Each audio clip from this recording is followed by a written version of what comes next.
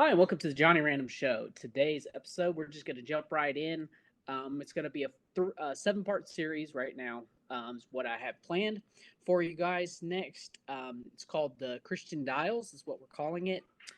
Today's episode is going to be an overview of the what the next several episodes will be. So we're going to go through what are the dials, why do the dials need to be what they are, and a lot of the why.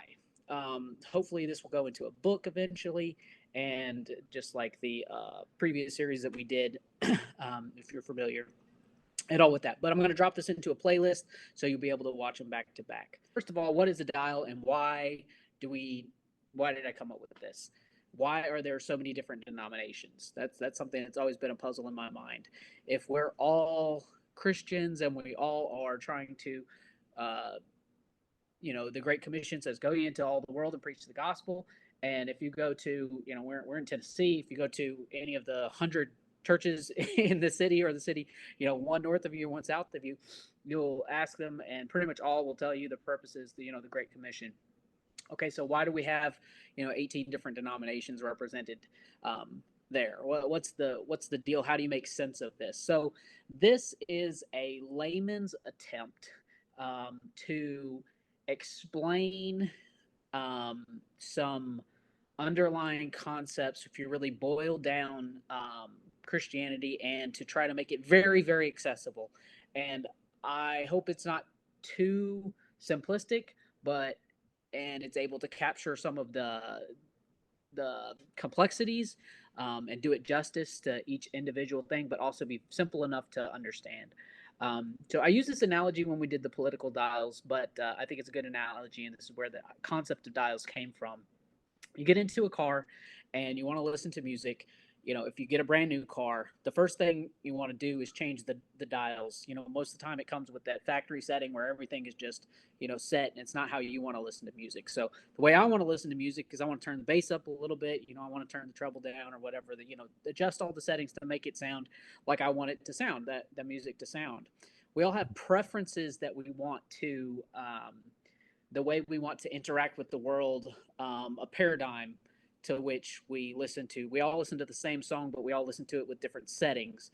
And so I thought that was a good analogy for how to look at certain things. And we did that in politics, and that's a whole other thing.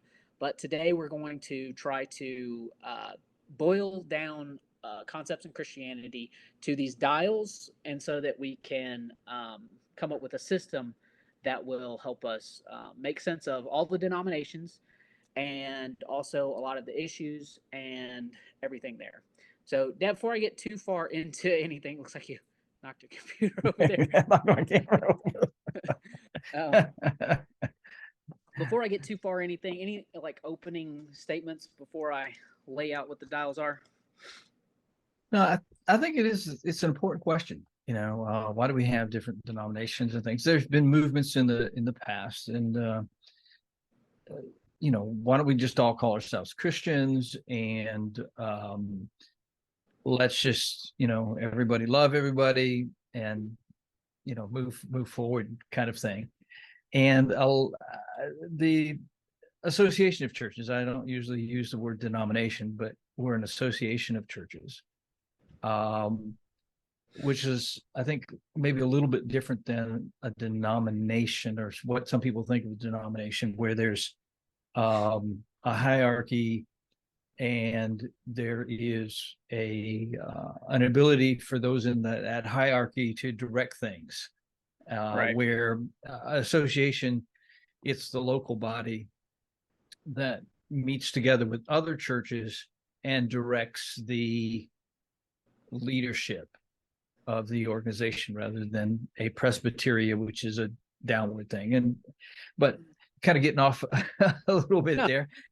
But the association I belong to, in the early 1900s, a number of the churches decided to join with other churches and try to get rid of this denominational thing. So you have your groups like the United Methodist, that was all these little Methodist churches and Methodist organizations come together and they become the United Methodist. Well, Free Will Baptist, which I'm part of, joined with Northern Baptists, other types of Baptist groups, other churches like the Church of Christ, Disciples of Christ. They joined those groups, hoping that everybody would join together. Well, it went so far, and then it just kind of stopped. So there wasn't this. There was a joining together. A lot of churches joined in with other churches, other associations, and all those churches and organizations became larger. So some of that happened, but then there was this question of particularly at that time in history, in American history, a lot of those churches were larger organizations, were also being influenced by liberalism, and the churches that were more conservatives were going like, maybe we don't want to join with that church. So that's also, I think, part of why this happened, and part of why we can't all get together or don't all get together, and why we work together on some issues and other issues we don't. I think will show up in your political dials, your denominational or religious dials as well. So it explains why there is this difficulty with issues. There are some things I would say are smaller issues that you're not necessarily going into, that we just have our distinctiveness, and we don't say this is like a huge issue, but since we're different than these groups, we feel this is important enough to be a distinctive as well. To be quite honest, I didn't really plan on going into this, but it is backstory. So, this is the introductory episode, but I almost did an episode called Deconstructing Denominations, and the whole premise of it is like, we should continue to do what they were attempting to do, right? Join all these denominations. We all follow Jesus. So why are we doing it 5,000 different ways, And it was trying to essentially, deconstruct some of the traditions and whatever, and try to get everybody on board. And then I almost had a whole mindset shift. It was like, all of these distinctives are great because there's, places, you can fit into a group, and follow Jesus and have, these different distinct traditions and patterns, and people of like-mindedness on how you do all these things and how you look at certain things. And so I almost took a turn to say, this is all great, from going originally thinking like, oh man, this is all terrible, we need to join all these together. It's like, oh, we need to have all these things all separated, and it's fine. And where in the world, why would I think anything other than that? And so this is kind of almost a reaction to both sets of thoughts, because it in a way. So in the same way, if you take a personality test, right, the ENIJ or whatever, your personality type might be, I think it's Myers-Briggs. You a lot of jobs will make you take that personality test so that you can, first of all, kind of like know yourself and put it out there so that other people, and you kind of like understand their profile, and you're like, oh, okay, I get how you don't want to be directly talked to about this kind of issue or that kind of issue, or this is how I need to address you. And so it allows everybody to communicate better in the circle. So in the same way that these dials, and we'll get into it in a little bit, I didn't want to get to make the introduction too long before I kind of explain what it is. But in some ways, it's kind of a personality profile of each denomination, and you have a personal profile that you can make. So you would be able to say, oh, okay, this person or this group of people, this is their emphasis, this is their focus, this is where they fit into to the mosaic, the quilt of churches, all these different things, and it will help the communication. So in a way, you are bringing all these denominations. Really, the whole point of this is unity. It is bringing Hmm. everybody together, Yeah, and but it's also acknowledging and acknowledging those differences, and instead of minimizing them, instead of trying to tear them down, instead of saying your traditions are not worthy of being respected, it's saying mhm.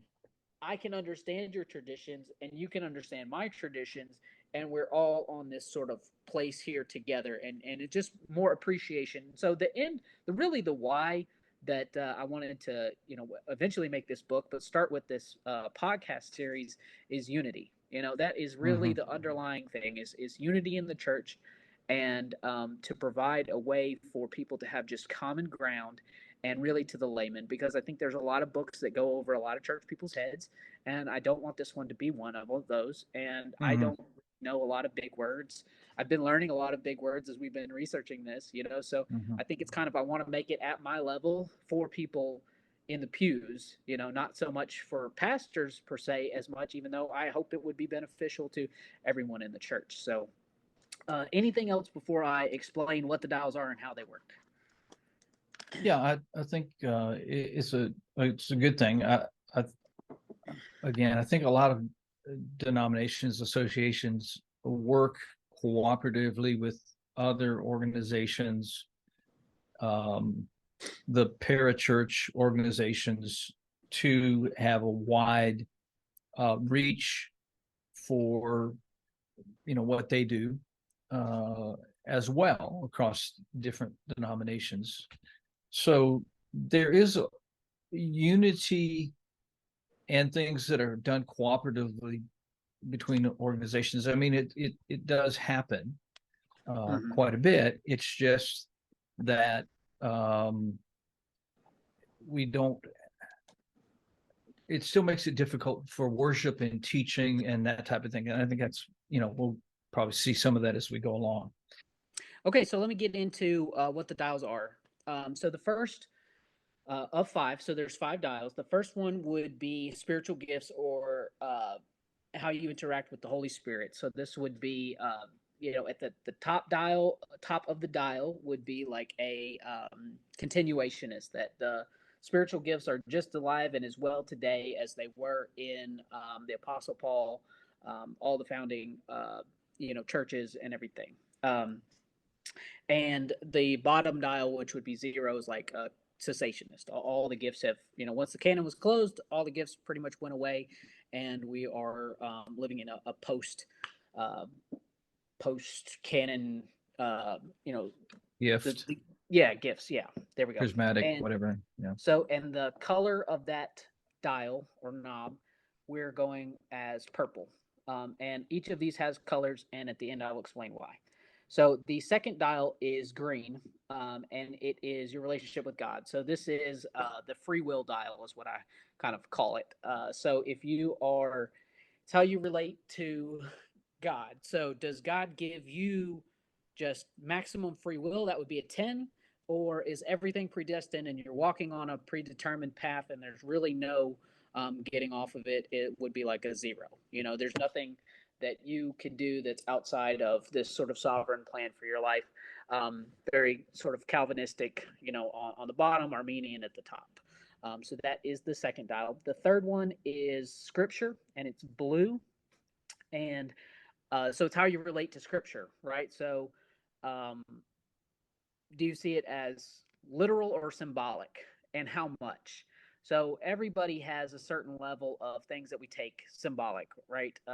My body is the bread and my blood is the wine. um, you know that's obviously a symbol. Even though some might say the Eucharist is what is it? Anyway, we'll get into that a little bit more.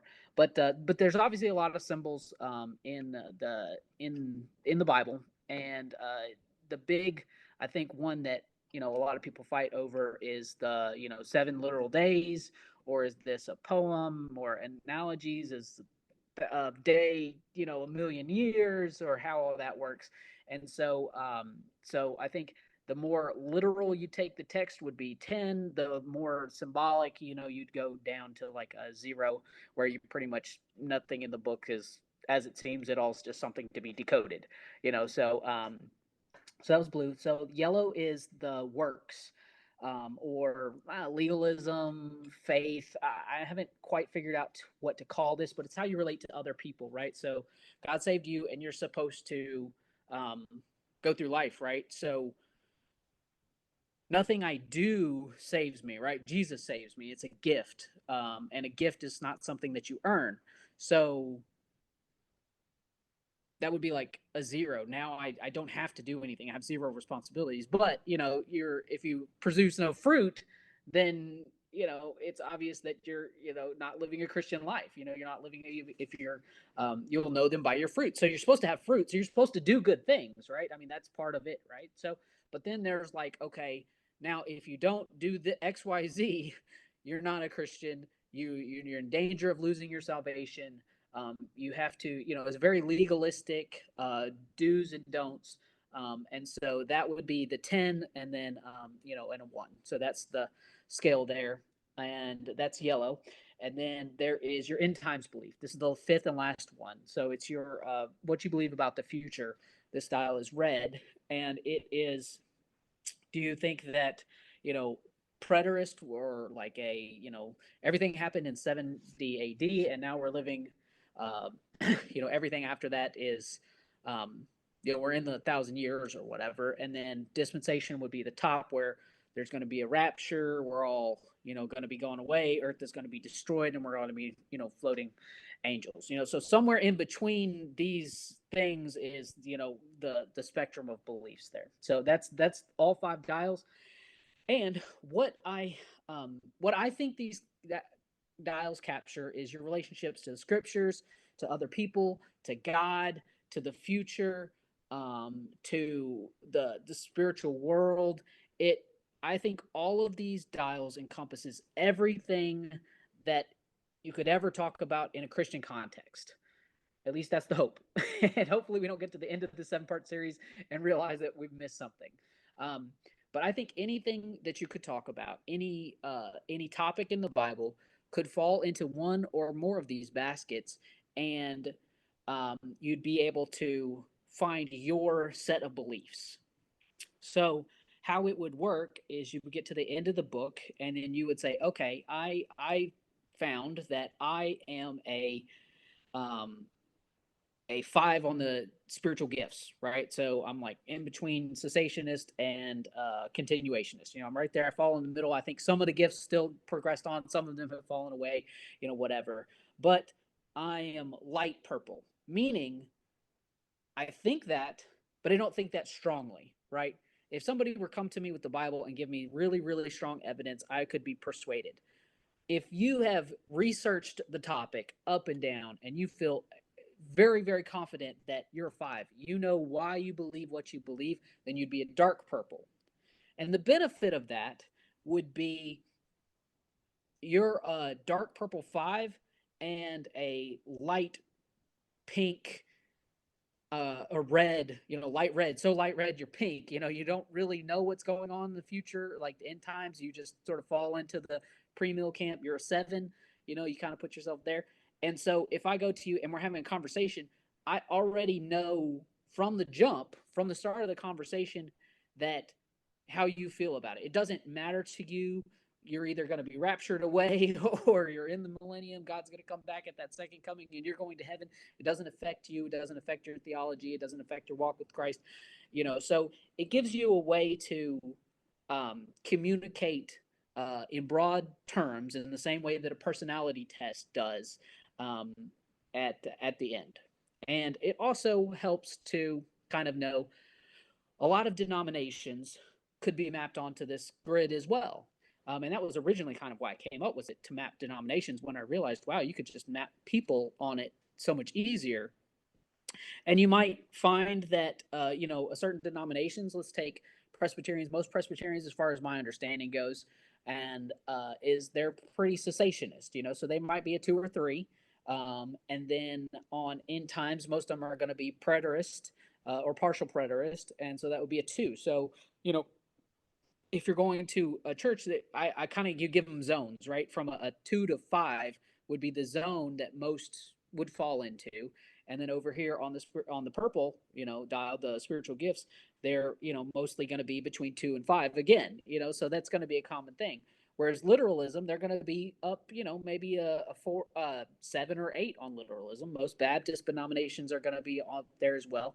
And, you get your charismatics, and they're going to be higher on the spiritual gifts, and a little bit more on the symbolics most of the time, symbology in the Bible.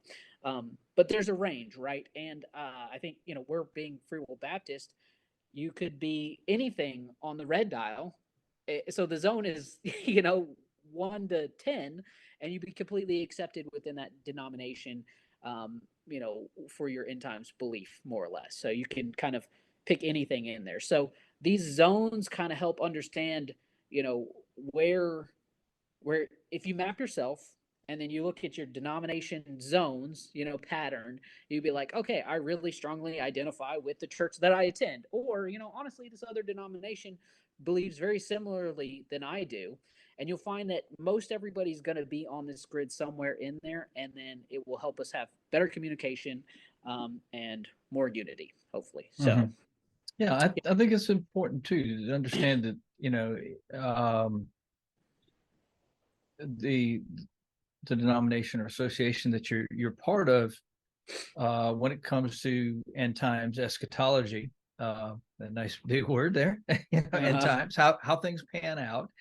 There are some denominations that are, you could be about anything, and then other, like you mentioned, Free Will Baptist on the end times are going to be, could be anywhere in that, right. in that, you know, slide, that dial, where, your Presbyterians are going to be down in this other group.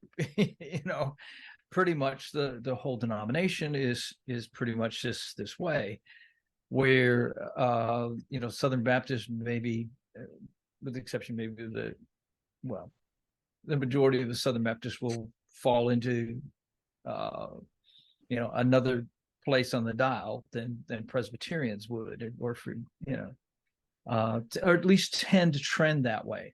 So you kind of know where this group is on things. Some things become hot buttons for certain denominations, and other things are not. So I think it's very helpful to understand, why these things, maybe not why they are, but that they do exist. They are part of, you'd say, their worldview, their teaching, and things that they have split over, possibly, and separated from others.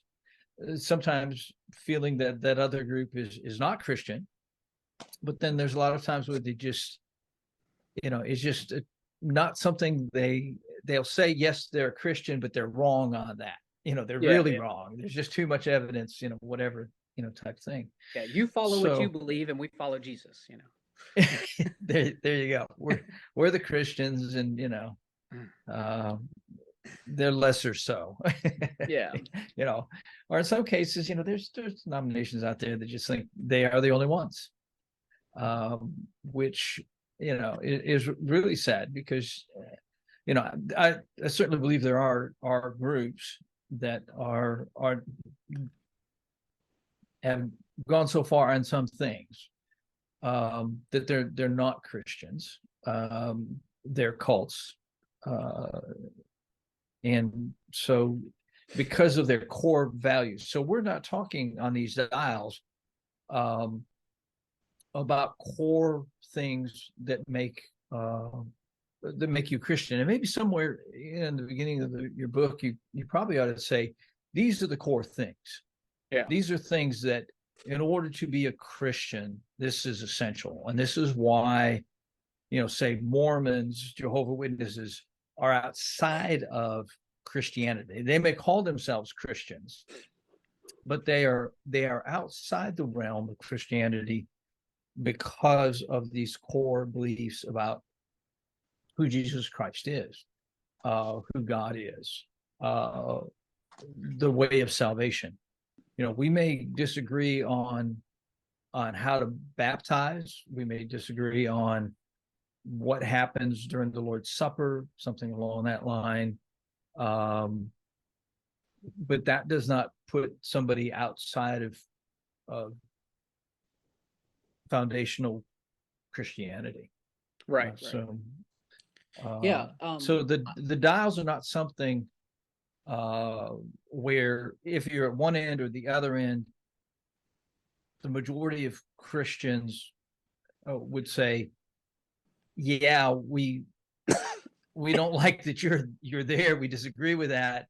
In some cases, um, we feel very uncomfortable with that, but we don't feel that you're not a Christian.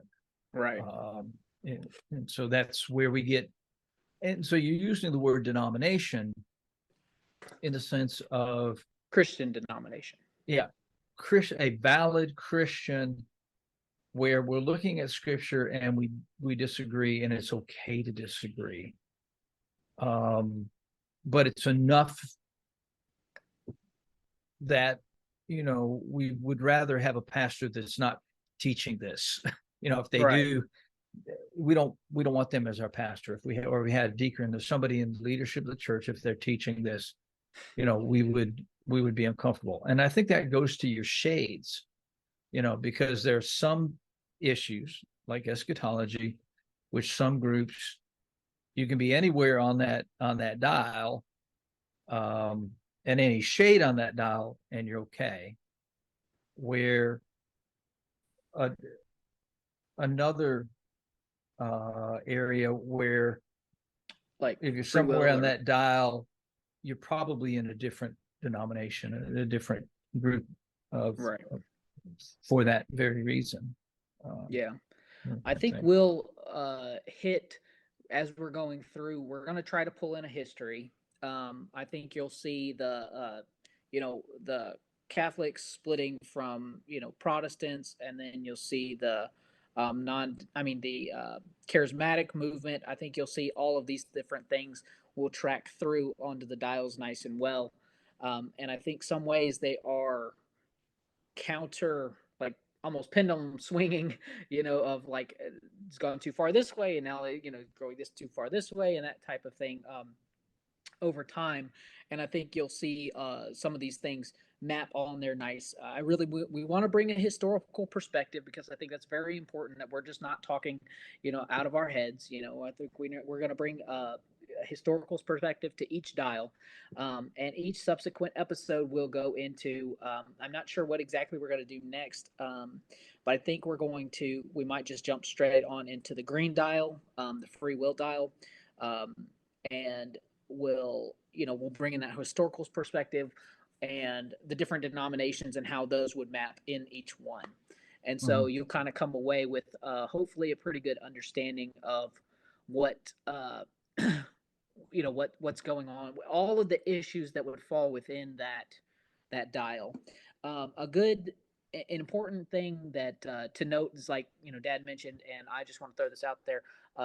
Gavin Ortlund wrote a book called, I think it's Theological Triage or something to that effect.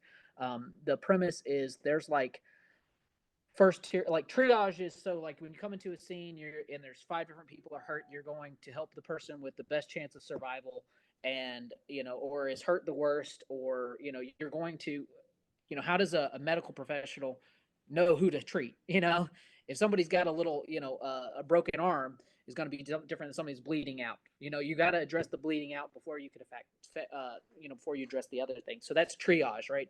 Prioritizing the things. So in biblical triage is keeping the main thing, right? Jesus, Christ died and rose again on the third day, and he's coming back.